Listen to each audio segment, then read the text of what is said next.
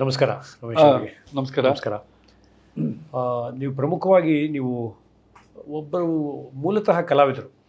ಆ, ನೀವು ಆರಂಭಿಕ ದಿನಗಳಿಂದನೇ ಕಲೆಯಲ್ಲಿ ಆಸಕ್ತಿ ಬೆಳೆಸ್ಕೊಂಡು ಈ ಕ್ಷೇತ್ರದಲ್ಲಿ ನಿಮ್ಮ ವೃತ್ತಿಯನ್ನು ಬೆಳೆಸಿದ್ದೀರಾ. ಹೇಗೆ ಈ ಕ್ಷೇತ್ರಕ್ಕೆ ಬಂದದ್ದು ಹೇಗೆ? ಆರಂಭಿಕ ದಿನಗಳನ್ನು ನೆನೆಸ್ಕೊಂಡ್ರೆ ಸ್ವಲ್ಪ ಮೆಲುಕು ಹಾಕ್ಬೋದಾ ನಿಮ್ಮ ಇಡೀ ಪ್ರಯಾಣವನ್ನು? ಖಂಡಿತ. ನಾನು ಶಾಲೆಯಲ್ಲಿ ಇದ್ದಾಗಲೇ ನನಗೆ ಚಿತ್ರಕಲೆ ಮೇಲೆ ಬಹಳ ಆಸಕ್ತಿ ಇತ್ತು. ನನಗೆ ಗೊತ್ತಿಲ್ಲದೇ ನಾನು ಬಹಳ ಚಿತ್ರಗಳನ್ನು ಬಿಡಿಸ್ತಾ ಇದ್ದೆ. ಕೆಲವೊಮ್ಮೆ ನನ್ನ ಟೀಚರ್ ನೋಡಿಬಿಟ್ಟು, ನಾನೊಂದು 6-7ನೇ ಕ್ಲಾಸಲ್ಲಿರುವಾಗ ನನ್ನ ಚಿತ್ರ ನೋಡಿಬಿಟ್ಟು ಅವರು ಯಾವುದಾದ್ರೂ ಡಯಾಗ್ರಾಮ್ನ ಬಯಾಲಜಿ ಕ್ಲಾಸಲ್ಲಿ ನೀನೇ ಬೋರ್ಡ್ ಮೇಲೆ ಬರೆಯಪ್ಪ ಅಂತ ಹೇಳ್ತಿದ್ರು. ನನಗೆ ಏನಾದ್ರು ಸಮಸ್ಯೆ ಅನಿಸ್ತಾ ಇರಲಿಲ್ಲ. ಹೋಗ್ಬಿಟ್ಟು ಆರಾಮಾಗಿ ಅವರು ಕೊಟ್ಟಿದ್ದ ಡಯಾಗ್ರಾಮ್ನ ಭಾಳ ಸುಲಭವಾಗಿ ಬಿಡಿಸ್ಬಿಟ್ಟು ಬರ್ತಾಯಿದ್ದೆ. ನನಗೇನು ಅದು ಕಷ್ಟ ಅನಿಸ್ತಾ ಇರಲಿಲ್ಲ. ಜೊತೆಯಲ್ಲಿ ನನಗೆ ನನ್ನ ಮನೆಯಲ್ಲಿ ಕೂಡ ನಮ್ಮ ಅಣ್ಣಂದಿರು ಅದ್ಭುತವಾಗಿ ಚಿತ್ರ ಬಿಡಿಸೋರು. ನನಗೆ ಭಾಳ ಖುಷಿಯಾಗೋದು ಅದು ನೋಡಿ ನೋಡಿ. ಹಂಗಾಗಿ ಅಲ್ಲಿಂದನೇ ನನ್ನ ಜರ್ನಿ ಶುರು ಆಯಿತು ಅಂತ ಹೇಳ್ಬೋದು. ಮತ್ತು ನಾನು ನನ್ನ 10th ಮುಗಿಸಾದ್ಮೇಲೆ ನಾನು ಮೆಕ್ಯಾನಿಕಲ್ ಡ್ರಾಫ್ಟ್ಮನ್ ಆಗಬೇಕಂತ ಒಂದು ಕೋರ್ಸ್ ಮಾಡಬೇಕಂತ ಹೇಳ್ಬಿಟ್ಟು ಅದನ್ನು ಶುರು ಮಾಡಿದೆ. ಬಟ್ ನನಗೆ ಅಲ್ಲಿ ಡ್ರಾಯಿಂಗಿಗಿಂತ ಹೆಚ್ಚಿಗೆ ಆ ಒಂದು ಕ್ಯಾಲ್ಕುಲೇಷನ್ನು ಇವೆಲ್ಲ ಭಾಳ ತೊಡಕು ಮಾಡೋಕ್ಕೆ ಶುರುವಾಯಿತು. ನನಗೇನಂತೂ ಮಜಾ ಬರಲಿಲ್ಲ. ನನಗೆ ಡ್ರಾಯಿಂಗ್ ಭಾಳ ಆಸಕ್ತಿ ಇತ್ತು. ಸೊ ಹಂಗಾಗಿ ಅದನ್ನ ಡಿಸ್ಕಂಟಿನ್ಯೂ ಮಾಡಿ ಕೆಲವಾರು ವರ್ಷ ನಾನು ಪ್ರಿಂಟಿಂಗ್ ಟೆಕ್ನಾಲಜಿಗೆ ಹೋದೆ. ನಾನು ಲೆಟರ್ ಪ್ರೆಸ್ಸು ಮತ್ತು ಸ್ಕ್ರೀನ್ ಪ್ರಿಂಟಿಂಗು ಕೆಲವಾರು ವರ್ಷ ಅದನ್ನು ಕಲಿತು ನಾನು ಏನಾದರೂ ಮುಂದೆ ಬಿಸ್ನೆಸ್ ಮಾಡಬೇಕು ಅಂತ ಪ್ಲ್ಯಾನ್ ಇತ್ತು ನನಗೆ. ಅದೇ ಸಮಯದಲ್ಲಿ ನಾನು ಕೆಲವು ಕಲಾವಿದರನ್ನ ಭೇಟಿಯಾದೆ. ನಮ್ಮ ಪಾಸ್ಕುಮಾರ್ ಇರ್ಬೋದು ಅಥವಾ ಚಂದ್ರಶೇಖರ್ ಇರ್ಬೋದು, ಈ ಥರ ನಮ್ಮ ಭಾಳ ಸೀನಿಯರ್ ಕಲಾವಿದರುಗಳನ್ನ ಭೇಟಿಯಾದೆ. ನನಗೆ ಅದಿನ್ನೂ ಕುತೂಹಲ ಮೂಡಿಸ್ತು. ಹಂಗಾಗಿ ಒಳ್ಳೆ ಮಾಹಿತಿ ಸಿಕ್ತು ನನಗೆ. ಒಬ್ಬ ಕಲಾವಿದನ ಕಲಾಶಾಲೆ ಇದೆ ಅಂತ ನನಗೆ ಕೊಟ್ಟರು ಅವರು. ಅದು ನನಗೆ ಭಾಳ ಹುಮ್ಮಸ್ಸು ಕೊಡ್ತು. ನಾನು ನೇರವಾಗಿ ಏನು ಎರಡನೇ ಯೋಚನೆ ಮಾಡ್ದೇನೆ ಕೆನ್ ಕಲಾಶಾಲೆಯಲ್ಲಿ 5 ವರ್ಷ ಕೋರ್ಸ್ ಮಾಡೋಕ್ಕೆ ಶುರು ಮಾಡಿದೆ. ಅಲ್ಲಿಂದ ನನ್ನ ಅಂದರೆ ನನ್ನ ಶಾಲೆ ಜರ್ನಿ ಶುರು ಆಯಿತು ಅಂತ ಹೇಳ್ಬೋದು. ಯೂಶಲಿ ಒಬ್ಬರು ಆರ್ಟಿಸ್ಟ್ ಆಗ್ತಾರೆ ಅಂದರೆ ಅದು ನೀವು ಮಾತಾಡ್ತಾ ಇರೋದು 45 ವರ್ಷದ ಹಿಂದೆ. ಹೌದು. ಆಗಿನ ಕಾಲದಲ್ಲಿ ನಿಮ್ಮ ಕೌಟುಂಬಿಕವಾಗಿ ಅಥವಾ ನಿಮ್ಮ ಪರಿಸರದಲ್ಲಿ ಇದಕ್ಕೆ ಎನ್ಕರೇಜ್ಮೆಂಟ್ ಇತ್ತಾ?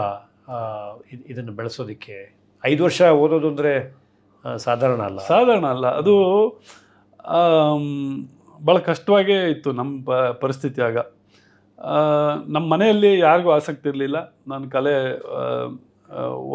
ಓದೋದು ಅನ್ನೋದು ಅವ್ರಿಗೆ ಯಾರಿಗೂ ಆಸಕ್ತಿ ಇಲ್ಲ. ನೀನೇನು ಅದರಿಂದ ಏನು ಸಾಧನೆ ಮಾಡ್ಬೋದು, ಏನು ದುಡಿಬೋದು ಅನ್ನೋದೆಲ್ಲ ಪ್ರಶ್ನೆ ನಮ್ಮ ಅಣ್ಣಂದಿರಿಗೆ, ನಮ್ಮ ತಾಯಿ ಎಲ್ಲರಿಗೂ ಉಟ್ಕೊತಾಯಿತ್ತು. ಆದರೆ ನಾನು ಹೇಳಿದೆ, ನೀವು ಯಾರು ಏನು ನನಗೆ ಫೈನಾನ್ಷಿಯಲಿ ಸಪೋರ್ಟ್ ಮಾಡೋದು ಬೇಡ, ನನ್ನನ್ನು ನಾನು ತೊಡಗಿಸ್ಕೊತೀನಿ ಇದರಲ್ಲಿ, ನನಗೆ ಇಷ್ಟ ಬಂದಿರೋ ಈ ಸಬ್ಜೆಕ್ಟಲ್ಲಿ ನಾನು ಬೆಳಿತೀನಿ ಅಂತ ಹೇಳ್ಬಿಟ್ಟು ನಾನು ಶುರು ಮಾಡಿದೆ. ಆದಷ್ಟು ನಾನು ಸಾಕಷ್ಟು ಕೆಲಸಗಳನ್ನು ಮಾಡ್ತಾಯಿದ್ದೆ.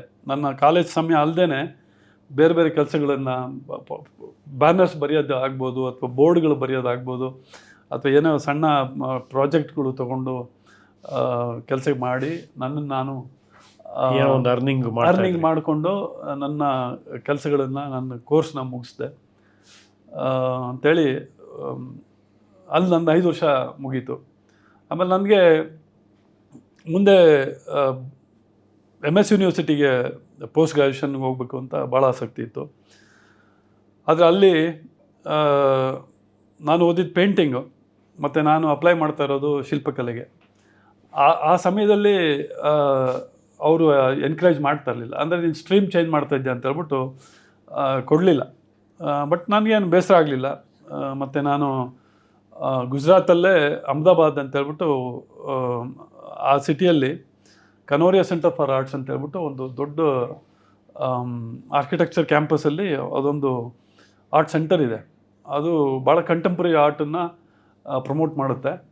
ಅಲ್ಲಿಗೆ ಭಾಳ ಬೇರೆ ಬೇರೆ ದೇಶಗಳಿಂದ ಕೂಡ ಕಲಾವಿದರು ಬಂದು ಸ್ಟುಡಿಯೋನ ಹೈಯರ್ ಮಾಡಿ ಕೆಲಸ ಮಾಡ್ತಾರೆ. ಸೊ ಆ ಜಾಗದಲ್ಲಿ ನಾನು ಕೂಡ ಹೋಗಿ ಒಂದು 3 ವರ್ಷ ಕೆಲಸ ಮಾಡಿ ಕಂಟೆಂಪ್ರರಿ ಆರ್ಟ್ ಸೀನ್ ನನಗೆ ಪೂರ್ತಿ ಪರಿಚಯ ಆಯ್ತು ಅಲ್ಲಿ. ದೋಷಿ ನಮ್ಮ ಆರ್ಕಿಟೆಕ್ಟು ಅವ್ರ ಪರಿಚಯ ಆಯಿತು, MS ಹುಸೇನ್ ಅವ್ರ ಪರಿಚಯಗಳಾಯಿತು. ಭಾಳ ಜನ ನಮ್ಮ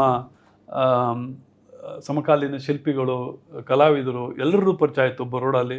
ಭಾಳ ಅದ್ಭುತವಾದ ಒಂದು ಅವಕಾಶ ಸಿಕ್ತು ನನಗೆ. ಅದೇ ಸಮಯದಲ್ಲಿ ನಾನು ಮುಂಬೈಯಲ್ಲಿ ಶೋ ಮಾಡೋಕ್ಕೆ ಅನುಕೂಲ ಆಯಿತು, ಅಹಮದಾಬಾದಲ್ಲಿ ಶೋ ಮಾಡಲಿಕ್ಕೆ ಅನುಕೂಲ ಆಯಿತು. ಸೊ ಇದೆಲ್ಲನೂ ನನಗೆ ಇನ್ನೂ ಸ್ಫೂರ್ತಿ ಕೊಡ್ತು ಬೆಳಲಿಕ್ಕೆ. ಆಪರ್ಚುನಿಟೀಸ್ ಹಾಗೆ ಬೆಳೀತಾ ಹೋಯಿತು. ಅದೊಂದು ಉನ್ನತ ಮಟ್ಟಕ್ಕೆ ತೊಗೊಂಡೋಯ್ತು ಅಂತ ಹೇಳ್ಬೋದು. ನನಗೆ ಒಳ್ಳೆ ಸ್ಕಾಲರ್ಶಿಪ್ಸ್ಗಳು ಸಿಕ್ತು, ಫೈನಾನ್ಷಿಯಲ್ ಸಪೋರ್ಟ್ ಸಿಕ್ತು. ಇದು ಭಾಳ ಬೂಸ್ಟ್ ಆಯಿತು ನನಗೆ ಅಂತ ಹೇಳ್ಬೋದು. ಸೊ ಈಗ ನೀವು ನಿಮ್ಮ ಜರ್ನಿಯನ್ನು ನೋಡಿದಾಗ, ಈಗ ಯಾರಾದರೂ ಈ ಆರ್ಟ್ಸನ್ನು ಈ ಥರ ಒಂದು ಅದನ್ನೇ ಫೀಲ್ಡ್ ಆಗಿ ತೊಗೊಳ್ಬೇಕು ಅಂತ ಅಂದಾಗ ಅವ್ರಿಗೆ ಯಾವ ರೀತಿ ಇದೆ ಆಪರ್ಚುನಿಟೀಸು? ಹೆಚ್ಚಾಗಿದೆಯಾ ಅಥವಾ ಜನಕ್ಕೆ ಅವೇರ್ನೆಸ್ ಇದೆಯಾ?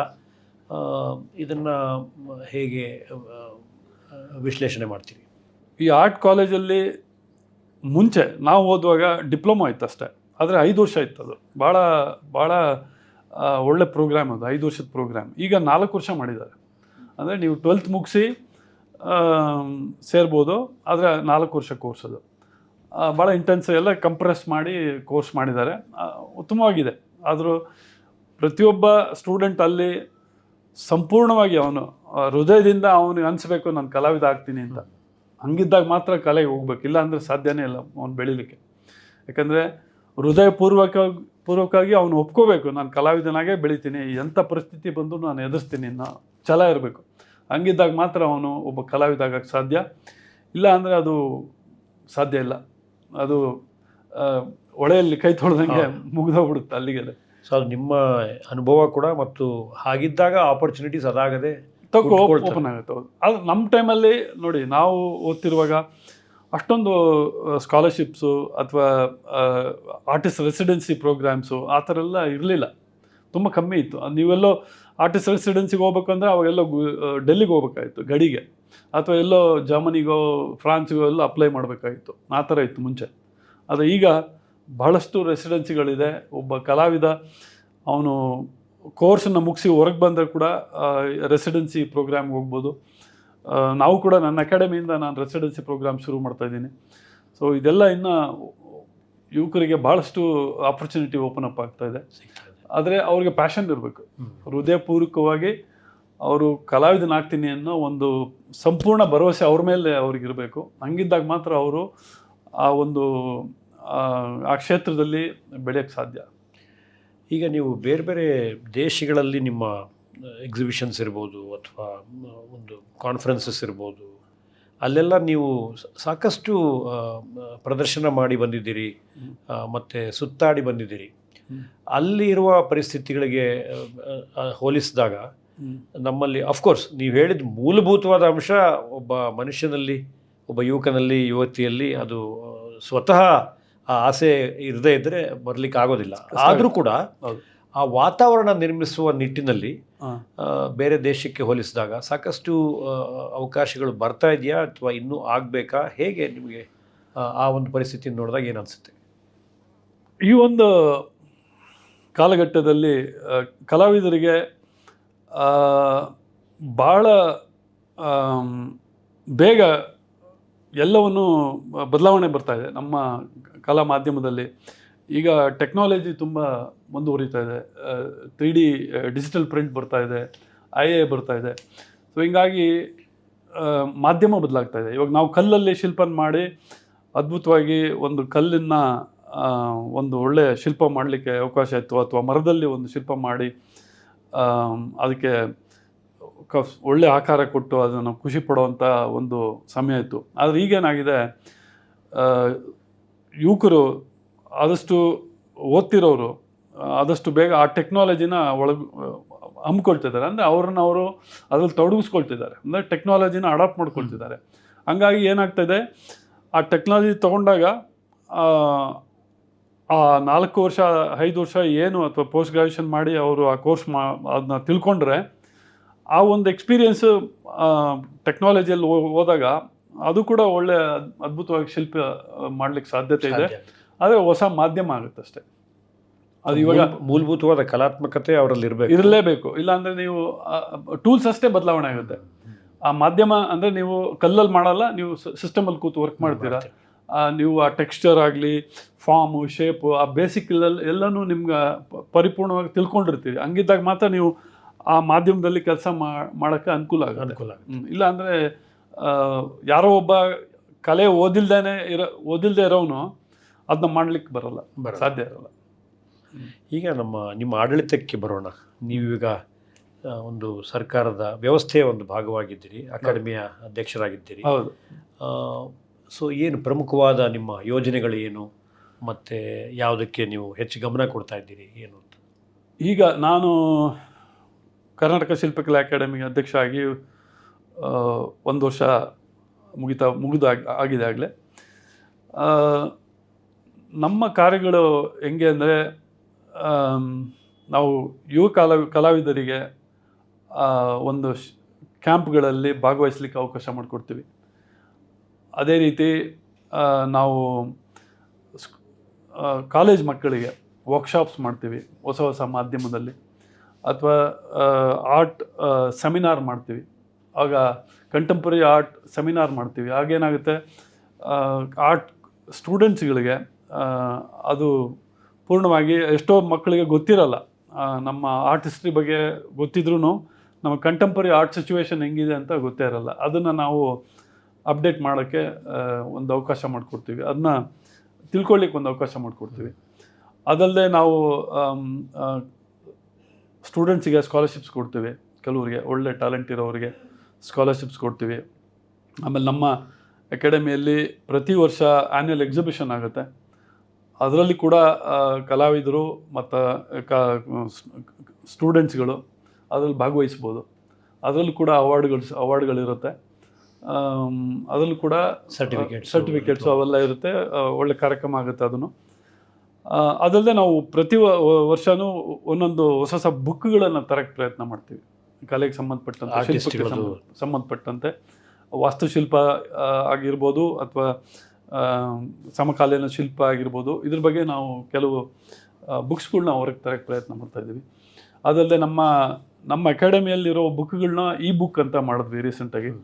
ಅದು ಎಲ್ರಿಗೂ ಸಿಗೋಕ್ಕೆ ಅನುಕೂಲ ಆಗಿದೆ ಈಗ. ಸೊ ಮುಕ್ತವಾಗಿ ಇದು ಆನ್ಲೈನಲ್ಲಿ ನೋಡ್ಬೋದು. ಆನ್ಲೈನಲ್ಲಿ ನೀವು ಬುಕ್ ಡೌನ್ಲೋಡ್ ಮಾಡ್ಕೋಬೋದು, ನೋಡ್ಬೋದು, ಬ್ರೌಸ್ ಮಾಡ್ಬೋದು. ಇವಾಗ ಯಾರೋ ಹುಡುಗರು ಭಾಳ ಎಲ್ಲ ಉಡುಪಿಯಲ್ಲಿ ಕೂತಿರ್ತಾರೆ, ಅವ್ರಿಗೆ ಶಿಲ್ಪದ ಮಾಹಿತಿ ಇರಲ್ಲ. ಹಂಗಾಗಿ ಅವರು ಆನ್ಲೈನಲ್ಲಿ ಚೆಕ್ ಮಾಡ್ಬೋದು, ಭಾಳ ಈಸಿಯಾಗಿ ಎಲ್ಲ ಮಾಹಿತಿ ಸಿಕ್ಬಿಡುತ್ತೆ. ಸೊ ರಾಜ್ಯದ ಬೇರೆ ಬೇರೆ ಭಾಗದ ಕಲಾವಿದರನ್ನು ಇದರ ಮೂಲಕ ನೀವು ಒಂದು ವಿಸ್ತೃತವಾಗಿ ಒಳಗೊಳ್ಳೋದಕ್ಕೆ ಆಗ್ತಾಯಿದೆ. ಆಗ್ತಾಯಿದೆ. ಇದು ಭಾಳ ವಿಶೇಷ ಅಂದರೆ, ನಮ್ಮ ಕರ್ನಾಟಕ ಶಿಲ್ಪ ಅಕಾಡೆಮಿ ಇಡೀ ನಮ್ಮ ಭಾರತದಲ್ಲಿ, ಡೆಲ್ಲಿ ಬಿಟ್ಟರೆ ಇಡೀ ನಮ್ಮ ಭಾರತದಲ್ಲಿ ಇದೊಂದೇ ಅಕಾಡೆಮಿ ಇರೋದು ನೆಕ್ಸ್ಟು.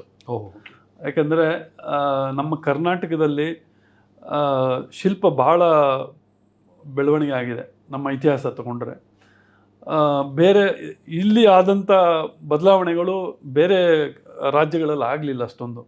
ನೀವು ರಾಜಸ್ಥಾನ ಆಗ್ಬೋದು, ಅಥವಾ ಗುಜರಾತ್ ಆಗ್ಬೋದು, ಅಥವಾ ನಮ್ಮ ತಮಿಳ್ನಾಡು, ಕೇರಳ, ಹಿಂಗೆಲ್ಲ ಬಂದಾಗ ಅಷ್ಟೊಂದು ಬದಲಾವಣೆ ಇಲ್ಲ. ಅದು ಇಲ್ಲಿ ನಮ್ಮ ಕರ್ನಾಟಕದಲ್ಲಿ ಭಾಳಷ್ಟು ಎಕ್ಸ್ಪೆರಿಮೆಂಟ್ ಮಾಡಿ ಭಾಳಷ್ಟು ದೇವಸ್ಥಾನಗಳು, ನಮ್ಮ ಬೇಲೂರು, ಹಳೇಬೀಡು, ಸೋಮನಾಥಪುರ, ಈಗ ಎಲ್ಲ ದೇವಸ್ಥಾನಗಳಲ್ಲಿ ಭಾಳನೇ ಅದ್ಭುತವಾದಂಥ ಕಲೆಗಳು ಮೂಡಿದೆ.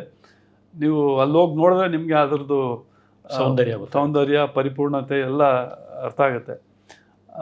ಜೊತೆಗೆ ನಮ್ಮ ಶಿಲ್ಪದಲ್ಲಿ ಎಷ್ಟೋ ಸೈನ್ಸ್ ಕೂಡ ಅಡಗಿದೆ. ನಾವು ಅದನ್ನು ಕೂಡ ಗಮನಿಸ್ಬೋದು. ನಮ್ಮ ವಾಸ್ತುಶಿಲ್ಪದಲ್ಲಿ ಕೂಡ ಭಾಳ ವಿಸ್ತಾರವಾಗಿದೆ. ಅದನ್ನ ತಿಳ್ಕೊಳ್ಳಿಕ್ಕೆ ಭಾಳಷ್ಟು ಸಮಯ ಕೊಡಬೇಕು. ಯಾಕಂದರೆ ನಾವೊಂದು ದೇವಸ್ಥಾನ ಅಂತ ತಗೊಂಡಾಗ ನಮ್ಮ ಮನುಷ್ಯನ ದೇಹದ ಮೇಲೆ ರಚನೆ ಆಗಿದೆ ದೇವಸ್ಥಾನ. ಇದು ಭಾಳ ಅದ್ಭುತವಾದ ಒಂದು ಕಲ್ಪನೆ ಆಗಿನ ಕಾಲದಲ್ಲೇ ಇತ್ತು. ಮತ್ತು ನಮ್ಮ ರಾಜ್ಯದ ಶಿಲ್ಪಿಗಳು ಬೇರೆ ಬೇರೆ ರಾಜ್ಯದಲ್ಲಿ ಹೋಗಿ ಕೆಲಸ ಮಾಡಿದ್ದಾರೆ ಮುಂಚೆ. ನೀವು ಅಜಂತಾ ಎಲ್ಲೋರಾ ಅಂತ ಎಲ್ಲ ನೋಡಿದ್ರೆ ಅಲ್ಲೋಗಿ ನಮ್ಮ ಕರ್ನಾಟಕದ ಶಿಲ್ಪಿಗಳು ಅಲ್ಲಿ ಕೆಲಸ ಮಾಡಿದ್ದಾರೆ. ಇವೆಲ್ಲ ಭಾಳ ವಿಸ್ತಾರವಾಗಿದೆ, ತಿಳ್ಕೊಳ್ಳಿಕ್ಕೆ ಭಾಳಷ್ಟಿದೆ.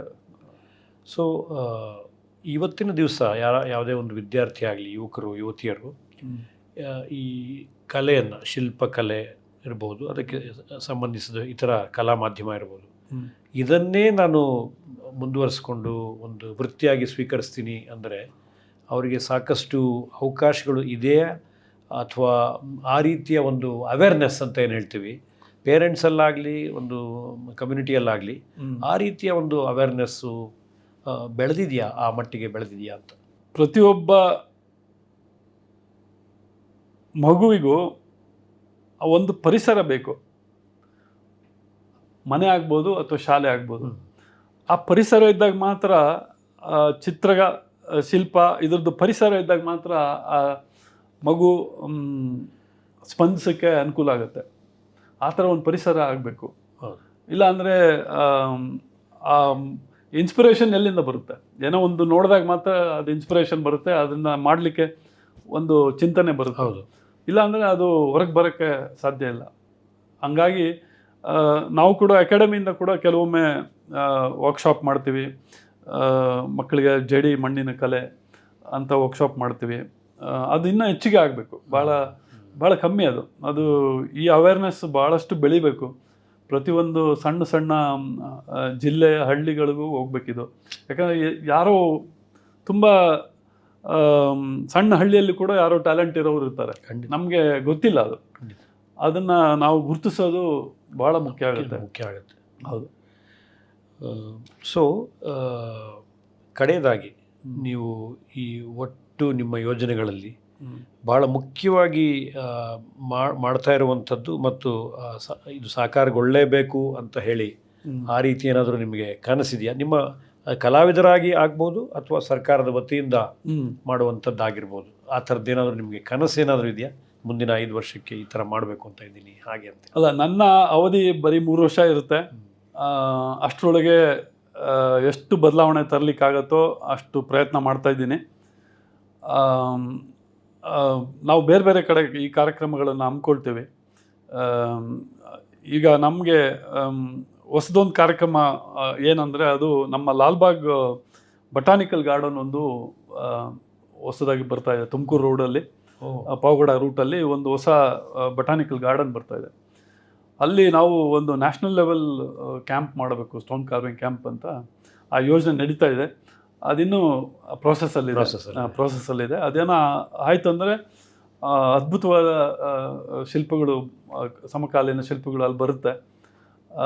ಯಾಕಂದರೆ ಅದು ಒಂದು 250 ಎಕರೆ, ಒಟ್ಟು ಅವ್ರದ್ದು 1050 ಎಕರೆ ಜಾಗ ಇದೆ. ಅದರಲ್ಲಿ 250 ಎಕರೆನ ಬಟಾನಿಕಲ್ ಗಾರ್ಡನ್ಗೆ ಅಂತ ಮಾಡಿ ಬೇರೆ ಬೇರೆ ದೇಶಗಳಿಂದ ಗಿಡ ಮರಗಳನ್ನು ತರಿಸ್ಕೊಂಡು ಭಾಳ ಅದ್ಭುತವಾಗಿ ಗಾರ್ಡನ್ನು ಬರ್ತಾ ಇದೆ, ಅಲ್ಲಿ ಬೆಳೀತಾ ಇದೆ. ಎಲ್ಲರೂ ಮುಂದೆ ಬರೋ ಕಾಲಗಳಲ್ಲಿ ನೀವು ಎಲ್ಲರೂ ಹೋಗಿ ನೋಡ್ಬೋದು. ಒಂದು ಟೂರಿಸ್ಟ್ ಪ್ಲೇಸ್ ಥರ. ಹೌದು, ಭಾಳ ಅದ್ಭುತವಾಗಿರುತ್ತೆ. ಸೊ ಅದೊಂದು ಕ್ಯಾಂಪ್ ಅಂತಲೇ ಹೇಳ್ಬೋದು ಆರ್ಟಿಸ್ಟ್ಗಳಿಗೆ. ಆದರೆ ಒಳ್ಳೆ ಮಟ್ಟದಲ್ಲಾಗುತ್ತೆ, ಭಾಳ ಬೃಹತ್ ಆಕಾರದಲ್ಲಿ ಶಿಲ್ಪಗಳು. ನಾವು ಸಾಮಾನ್ಯವಾಗಿ ಒಂದು 3, 4, 5 ಅಡಿ ಶಿಲ್ಪಗಳನ್ನೇ ನಾವು ನಮ್ಮ ಇರೋ ಒಂದು ಚೌಕಟ್ಟು, ಸಮಯ, ಹಣ, ಕಾಸಂದು ಎಲ್ಲಂದು ನೋಡಿಕೊಂಡು ನಾವು ಅಷ್ಟೇ ಸೈಜಲ್ಲಿ ವರ್ಕ್ ಮಾಡ್ತೀವಿ. ಆದರೆ ಇದನ್ನು ಇನ್ನೂ ಸ್ವಲ್ಪ ದೊಡ್ಡ ಮಟ್ಟದಲ್ಲಿ ಮಾಡಬೇಕು ಅಂತೇಳಿ ಅಪ್ ಟು 8 ಅಡಿ ಶಿಲ್ಪಗಳನ್ನು ಮಾಡಬೇಕು ಅಂತೇಳಿ ಪ್ಲ್ಯಾನ್ ಮಾಡ್ತಾಯಿದ್ದೀವಿ. ಸೊ ಅದೇನಾದ್ರು ಆಯಿತು ಅಂದರೆ ಒಳ್ಳೆ ಅದ್ಭುತ ಶಿಲ್ಪಗಳು ಬರ್ತವೆ ಅಂತ ಹೇಳ್ಬೋದು, ಇಷ್ಟಪಡ್ತೇನೆ. Thank you. ನಿಮ್ಮ ಕನಸುಗಳು ವೈಯಕ್ತಿಕ ನೆಲೆಯಲ್ಲಿ ನೀವು ಮೂಲತಃ ಕಲಾವಿದರಾಗಿ ಆಗ್ಬೋದು ಅಥವಾ ಅಕಾಡೆಮಿಯ ಅಧ್ಯಕ್ಷರಾಗಿ ಆಗ್ಬೋದು, ಯಾವೆಲ್ಲ ಕನಸುಗಳನ್ನು ಕಟ್ಟಿದ್ದೀರಿ ಅದೆಲ್ಲ ಆದಷ್ಟು ನನಸಾಗಲಿ. ಮತ್ತು ನಿಮ್ಮ ಮೂಲಕ ಹೆಚ್ಚಿನ ಕಲಾವಿದರು ಈ ಕ್ಷೇತ್ರದಲ್ಲಿ ಮುಂದೆ ಬರಲಿ ಅಂತ ಹೇಳಿ ಆಶಿಸ್ತಾ ನಮ್ಮ ಜೊತೆಗೆ ಮಾತಾಡಿದ್ದಕ್ಕೆ ನಿಮಗೆ ಕೃತಜ್ಞತೆಗಳು. ಮತ್ತು ಇವತ್ತಿನ ಕಾರ್ಯಕ್ರಮಕ್ಕೆ ಬಂದು ನಮ್ಮ ಈ ಉದ್ಘಾಟನೆಯನ್ನು ಭಾಳ ಚೆನ್ನಾಗಿ ನಾಗತಿಹಳ್ಳಿ ಅವರ ಜೊತೆಗೆ ಸೇರಿ ನಡೆಸ್ಕೊಟ್ಟಿದ್ದೀರಾ. ಅದಕ್ಕೂ ಕೂಡ ನಿಮಗೆ ಧನ್ಯವಾದಗಳನ್ನು ಹೇಳ್ತೀನಿ. ನಮಸ್ಕಾರಗಳು.